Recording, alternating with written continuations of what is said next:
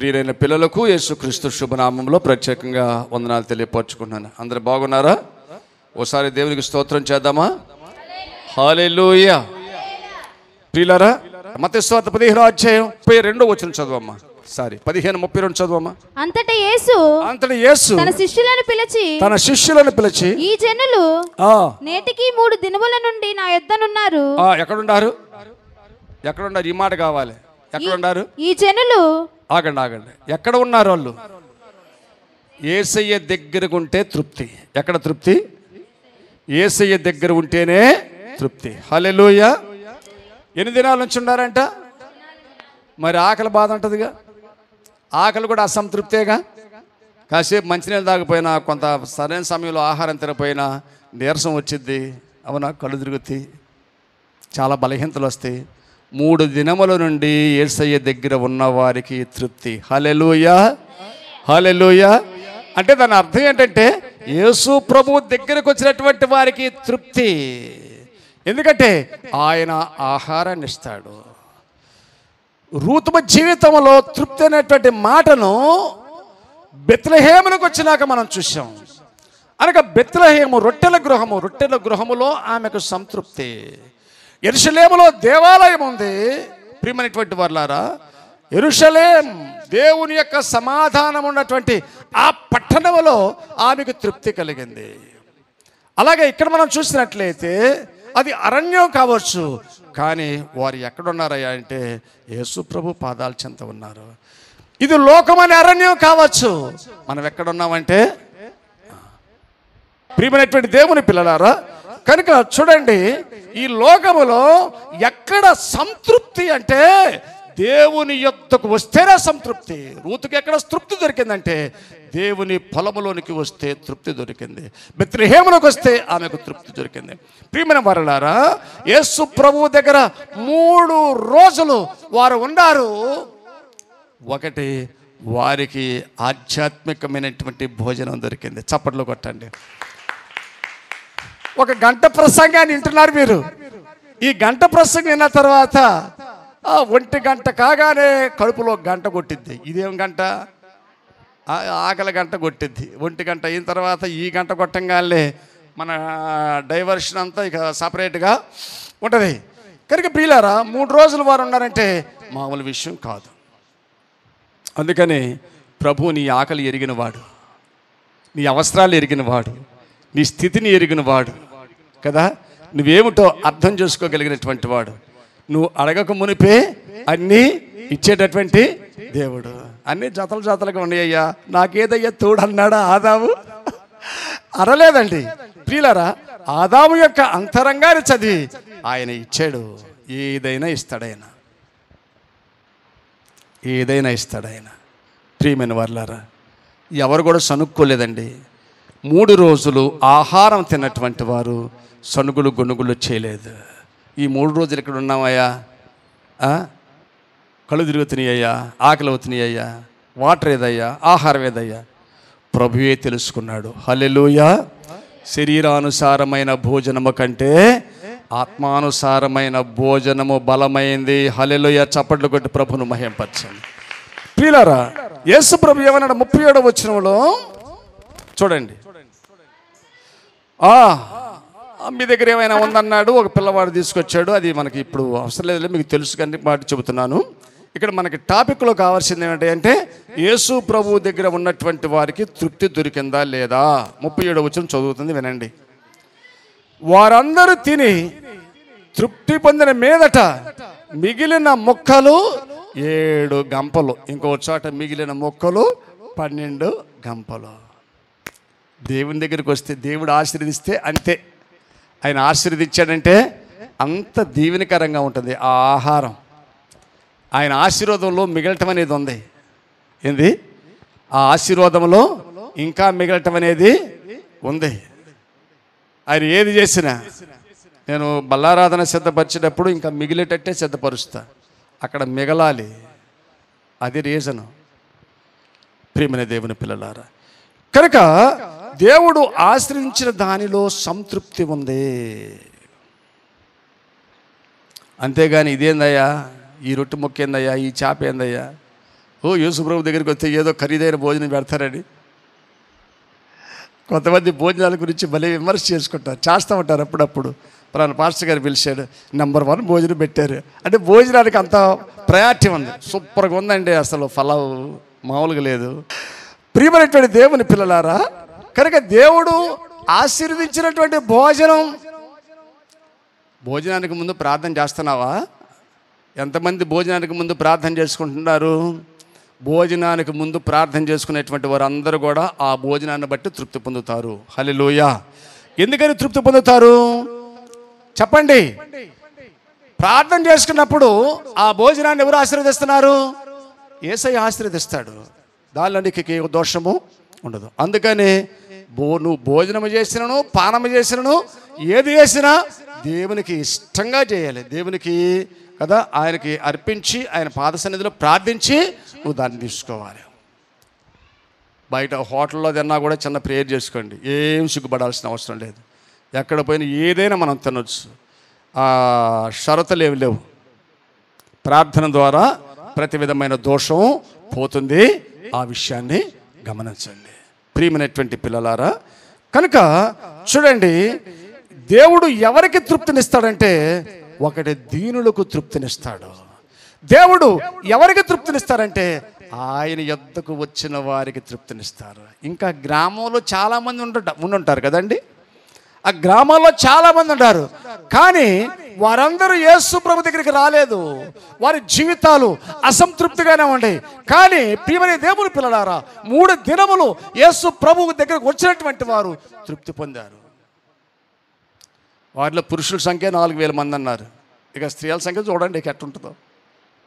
ఇంకో చోట పురుషుల సంఖ్య 5,000 మంది అన్నారు. స్త్రీల పిల్లలు చరిత్రకారులు ఏమంటున్నారంటే మొత్తం 20,000 మంది ఉన్నారని అంచనా వేస్తూ ఉన్నారు. ప్రభు చేతికి వచ్చింది చిన్నదైనా ఆయన ఆశీర్వదిస్తే అది సమృద్ధి అవుతుంది. దేవునికి స్తోత్రం. కనుక దేవుడు ఎవరికి తృప్తినిస్తాడంటే రండి, మూడవదిగా మత్తయి సువార్త 5వ అధ్యాయం 6వ వచనం మనం చదివినట్లయితే, మత్తయి సువార్త 5:6 చదవండి. మత్తయి సువార్త 5:6. నీతి కొరకు ఆకలి దప్పులు గలవారికి దేవుడు తృప్తినిస్తాడు. హల్లెలూయా. నీతి కొరకు ఆకలి దప్పులు గలవారు ధన్యులు. నీతి కొరకు బతికే వాళ్ళు ఎంతమంది ఉన్నారండి?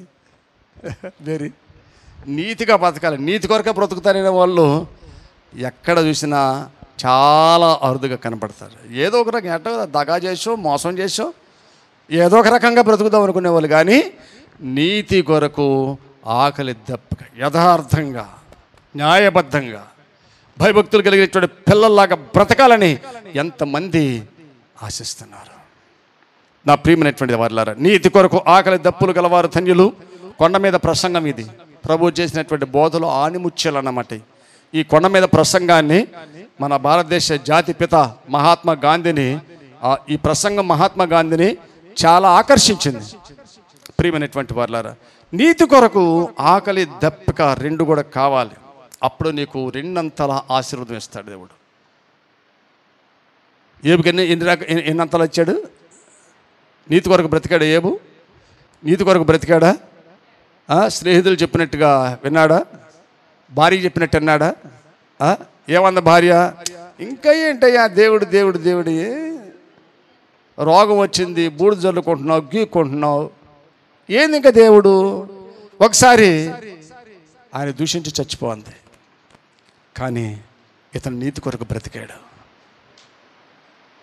ఎందుకంటే ఊజు దేశంలో ఏబు అంత నీతిమంతుడు లేడు, ఏబు అంత యథార్థవంతుడు లేడు, ఏబు అంత భయభక్తి కలిగినటువంటి వాడు లేడు, న్యాయవంతుడు లేడు.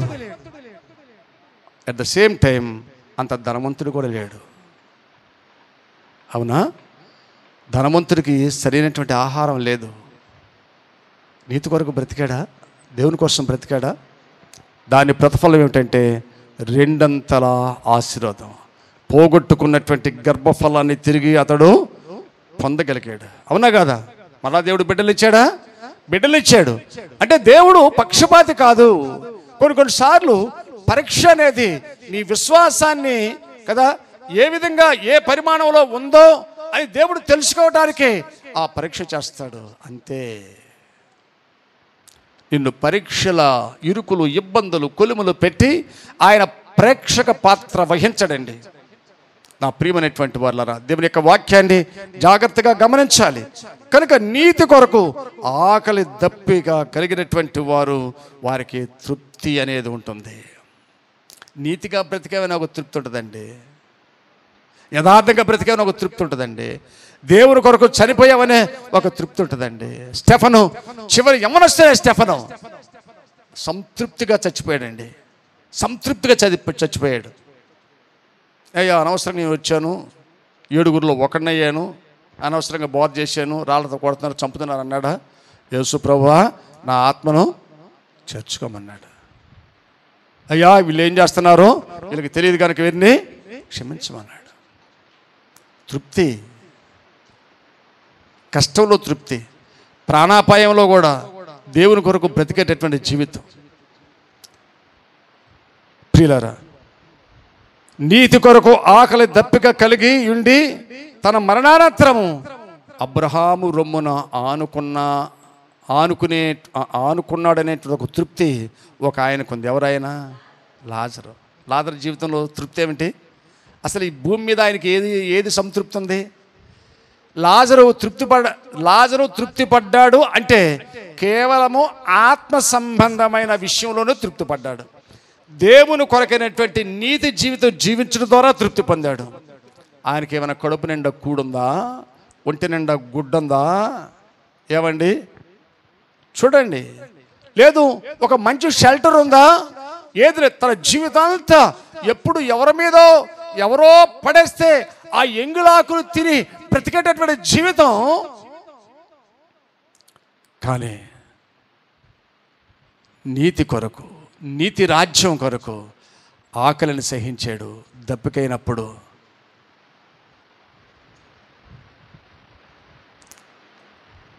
తన ఆకలి కొని కుక్కల ఆకలి కూడా తీర్చాడంట ఆయన. తన ఆకలి కొంటూ కుక్కలకు ఆహారం అయ్యాడంట.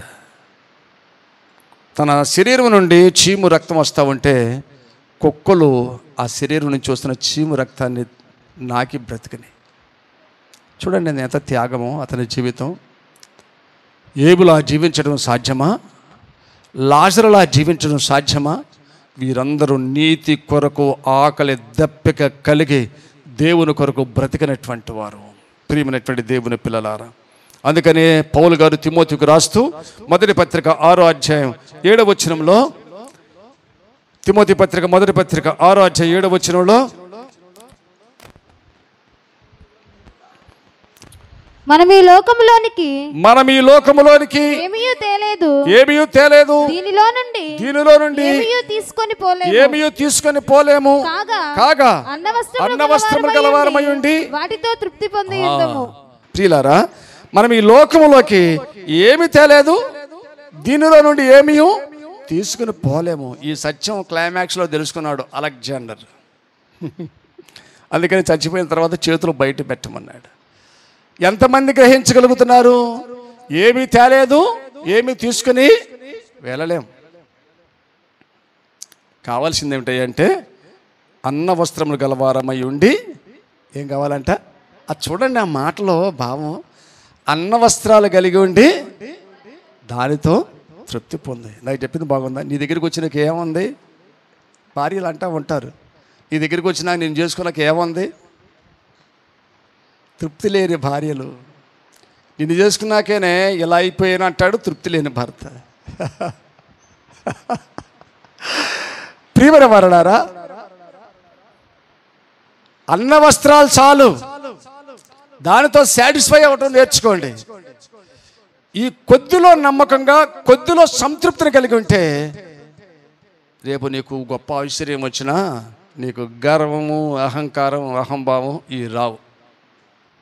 కళ్ళు పైన చూడు, ఎప్పుడున్నట్టే ఉంటాయి కళ్ళు, అవునా? కనుక ప్రియమైనటువంటి వాళ్ళారా, రండి. దేవుడు ఎవరికి తృప్తినిస్తాడంటే దీనులకు తృప్తినిస్తాడు. ఆయన దగ్గరికి వచ్చినటువంటి వారికి తృప్తినిస్తాడు. ఆ తర్వాత నీతి కొరకు ఆకలి దప్పిక కలిగినటువంటి వారికి తృప్తినిస్తాడు. తర్వాత 3వ పాయింట్ ఏంటంటే దేవుడు ఎలా తృప్తిపరుస్తాడు. ఇందాక చెప్పిన 1, 2, 3, 4, 5, 6 సబ్ పాయింట్లు అసంతృప్తి కలిగినటువంటి వాటిని గురించి చెప్పా. తర్వాత 2వ పాయింట్లో దేవుడు ఎవరిని తృప్తిపరుస్తాడంటే దాంట్లో 3 పాయింట్లు చెప్పా. తర్వాత 3వ భాగం దేవుడు ఎలా తృప్తిపరుస్తాడు. రండి 147వ సంకీర్తన 14వ వచనం.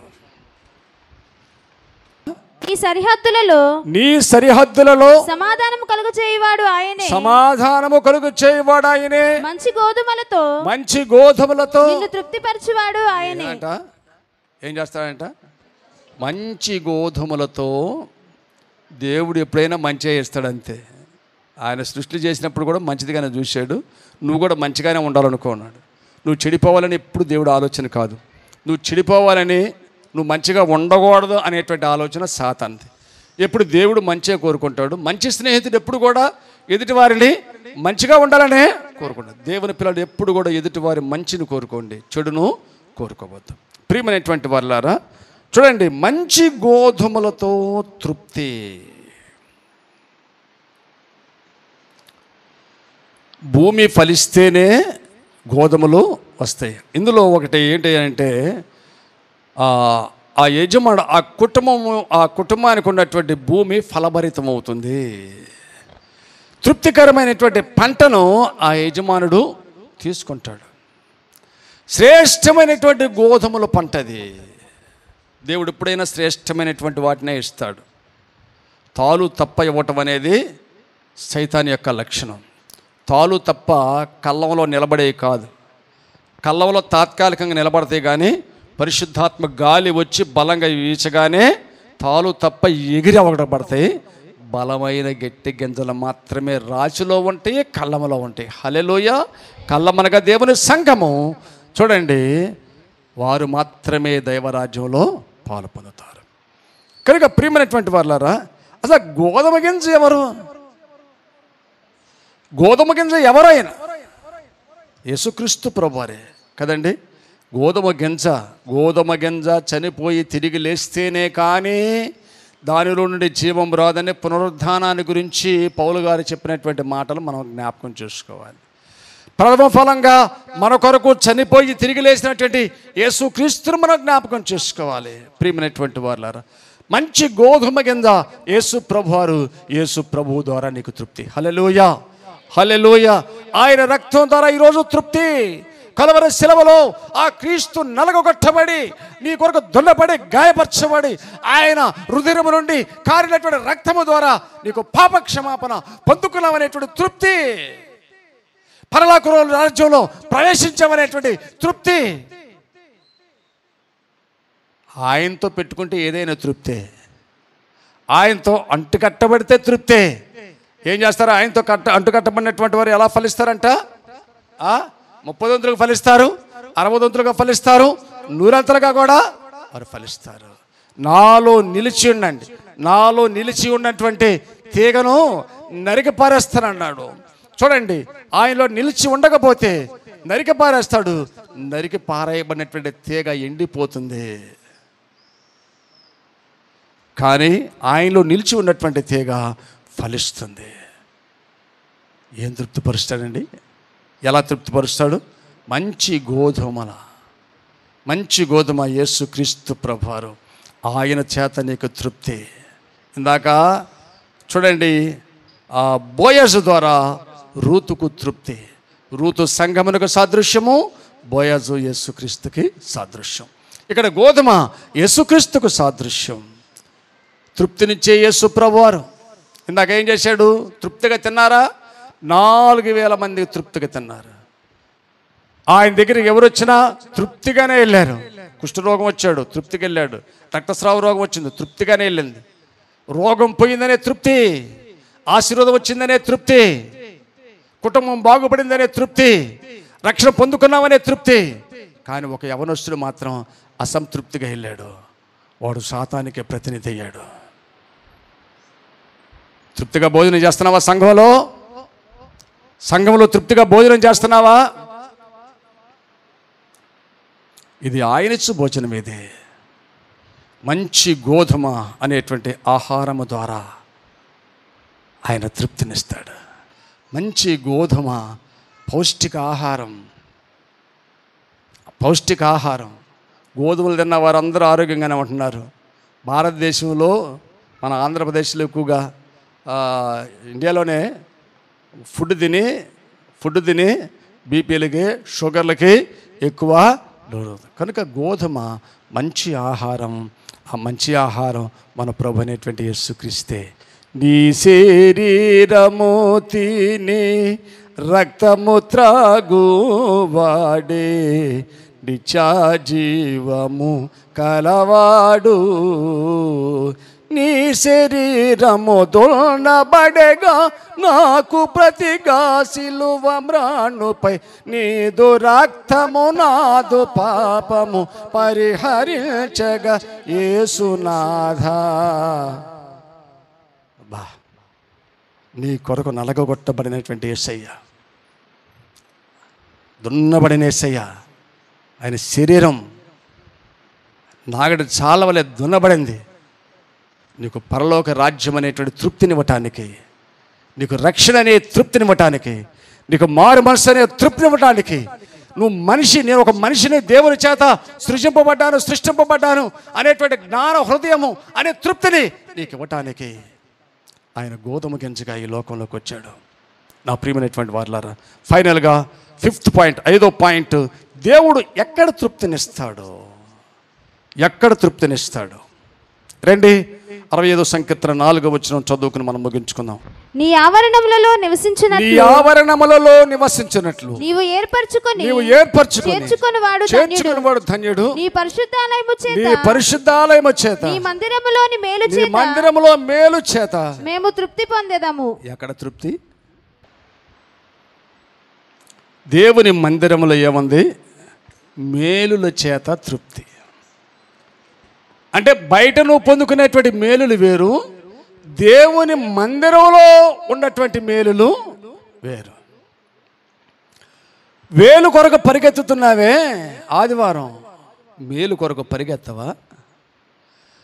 మేలు నీకు సంపదగా గుర్తు రావట్లేదా? వేలే సంపద, మేలు సంపద కాదా?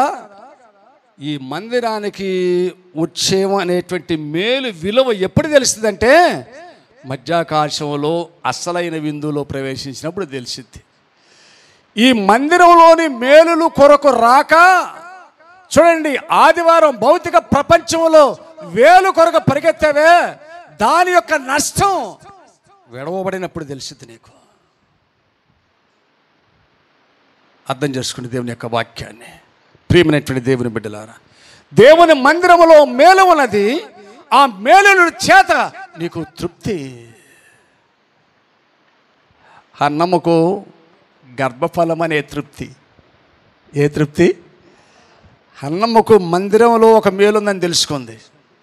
ఇక ఇట్ట కూర్చుని నా చవితితో పొద్దుగూకులు పోట్లాడుకుంటే ప్రయోజనం లేదు. అసలు ఆ పెనిన్న లక్షణమే కాదు, ఎప్పుడు అట్ట తిడతానే ఉంటుందిలే, అసూయ పడతానే ఉంటుందిలే. ఇక్కడ కాదు, ఇక్కడ నాకు మేలు జరగదు, మందిరంలోనే మేలు జరిగిద్ది అనుకుంది. బిడ్డను పొందుకునేటువంటి తృప్తి. అసంతృప్తి అంటే కనని గర్భం అని చెప్పానే. ఇప్పుడు ఆమెకు అసంతృప్తి పోయి ఏమొచ్చింది? మందిరంలోకి రాగానే చప్పట్లు కొట్టండి. అసంతృప్తి పోయి మందిరంలో కుమారుడు పొందుకునేటువంటి మేలు, కుమారుడు పొందుకునేటువంటి సంతృప్తి, ఆ తర్వాత ఆ కుమారుణ్ణి దేవుని కొరకు పెంచానన్న సంతృప్తి, ఆ కుమారుణ్ణి దేవునికి ప్రతిష్ఠించినటువంటి సంతృప్తి, ఆ కుమారుని యొక్క ఎదుగుదల ఏటేటా ఏ హైట్లో నా కొడుకు ఎదుగుతున్నాడో అని ప్రతి సంవత్సరము అతనికి ఒక అంగిని తీసుకెళ్లేటువంటి సంతృప్తి. ఆ తల్లి ఏ రోజైతే మందిరంలోకి వచ్చిందో తన కొడుకును బట్టి తన జీవితం మొత్తం సంతృప్తి. యాజకుడుగా ఉన్న తల్లికి సంతృప్తి, న్యాయాధిపతిగా ఉన్నాడు తల్లికి సంతృప్తి, దీర్ఘదర్శిగా ఉన్నాడు అమ్మకి సంతృప్తి, ప్రవక్తగా ఉన్నాడు అమ్మకి సంతృప్తి. ఎక్కడ పడిందయ్యా బీజం అంటే? మందిరంలో పడింది బీజం. మీ అమ్మకి మీ నాన్నకి సంతృప్తికరమైన బిడ్డగా ఉంటున్నావా? యవనస్తులారా, తల్లిదండ్రులు మిమ్మల్ని బట్టి తృప్తి కలిగి ఉన్నారా? నా కొడుకు మంచోడే, నా కూతురు మంచిదే అనే తృప్తి ఉందా? వారికి అసంతృప్తి కలుగుతుందా? ఎందుకు కన్నాడు రా వీడిని, ఎందుకు కన్నాను ఈమెను అని వేదన చెందుతున్నారా? గర్భఫలం కొరకు ఆశించి దేవునికి మొక్కుకొని గర్భఫలం పొందుకొని నిన్ను కని పెంచి పెద్దవాడిని చేసిన తర్వాత వారి హృదయానికి తగిలేటువంటి గాయాలు అంతగింత కానప్పుడు ఆ తల్లిదండ్రులు ఎంత మానసిక వేదన అనుభవిస్తారో ఓసారి ఆలోచన చేయండి. తల్లిదండ్రులు గుండెల మీద తల్లేటటువంటి పిల్లలు ఎంతోమంది లేకపోలేదని ప్రభునామములో తెలియజేస్తున్నాను. నా ప్రియమైనటువంటి పిల్లలారా, దేవుని మందిరములో ఏముంది? ఆయన మేలుల చేత కుమారుడైనటువంటి మేలు. ఇంకొక ఈమె హన్నా కాదు, ఈమె అన్న. లోకాసువార్త 2వ అధ్యాయంలో కనపడింది అన్న. ఈమె ఏ మేలు చేత సంతృప్తి అంటే విజ్ఞాపన చేయుట అనే మేలు చేత. చప్పట్లు కొట్టండి. విజ్ఞాపన చేయుటనేటువంటి మేలు చేత సంతృప్తి. ఇశ్రాయేలు ప్రజల ఆదరణ కొరకు, విమోచన కొరకు కనిపెట్టి దేవుని సన్నిధిలో ప్రార్థన చేసేననేటువంటి సంతృప్తి. ఒక యదవరాలుగా 84 సంవత్సరాలు దేవుని మందిరంలో ఉన్నాను, ఉపవాసం ఉండి ప్రార్థన చేశాను అనేటువంటి సంతృప్తి మందిరంలో చాలా ఉంది. విజ్ఞాపన చేస్తావా మందిరంలో? ప్రార్థన చేస్తావా మందిరంలో? ఉపవాసం అంటే ఏంటి ఉండటానికి ఇష్టపడతావా మందిరంలో? అటెండెన్స్ ఆదివారమేనా ప్రియులారా? కనుక దేవుడు ఎక్కడ తృప్తినిస్తాడంటే మందిరంలో తృప్తినిస్తాడు. అసలు చర్చికి వెళ్ళిన తర్వాత ఉంటుంది మైండ్ ఫ్రెష్నెస్ ఉంటుంది, ఆరాధన చేసినాక ఉంటుంది అనుభవం. ప్రభువుని స్తుతించటం నేర్చుకోవాలి. ప్రియమైనటువంటి దేవుని బిడ్డలారా, చివరిగా 36వ సంకీర్తన 8వ వచనం చదవండి. 36వ సంకీర్తన 8వ వచనం చదవండి. నీ మందిరం యొక్క సమృద్ధి వలన, మందిరం యొక్క సమృద్ధి వలన వారు సంతృప్తి నందుచున్నారు. ఏముంది మందిరంలో? అబ్బా, బుద్ధి, విజ్ఞాన, సర్వ ఏమండి ఆయనలో ఉన్నాయంట. ఆయన అంటే ఎవరు? ఆయన మందిరమే. పరలోకంలో వెళ్తే అక్కడ ఏ మందిరం లేదంట, ఏ దేవాలయం లేదంట. ఏ దేవాలయం ఉంది? ఏ దేవాలయం? క్రీస్తే దేవాలయం. సూర్యుడు లేడు, చంద్రుడు లేడు, క్రీస్తు అనే దేవాలయం ఉంది. ఆయనే దీపం అంట. ఆ దీపకాంతులు ఎవరు ఉంటారంట? ఆయన పిల్లలు ఉంటారు. ప్రియమైనటువంటి దేవుని బిడ్డలారా, దేవుని మందిరములో నీకు కావలసిన సమృద్ధి ఉన్నది.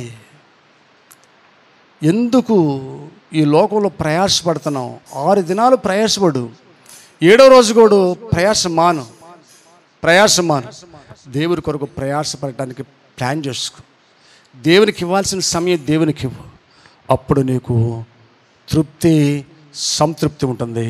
అలాగా ఉండటానికి పరిశుద్ధాత్మ దేవుడు తన కృపను మెండుగా అనుగ్రహించునుగాక.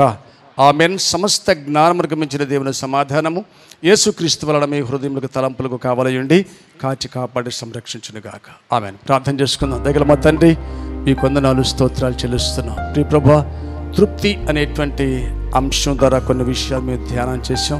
విన్నటువంటి బిడ్డలు మీరు దీవించండి.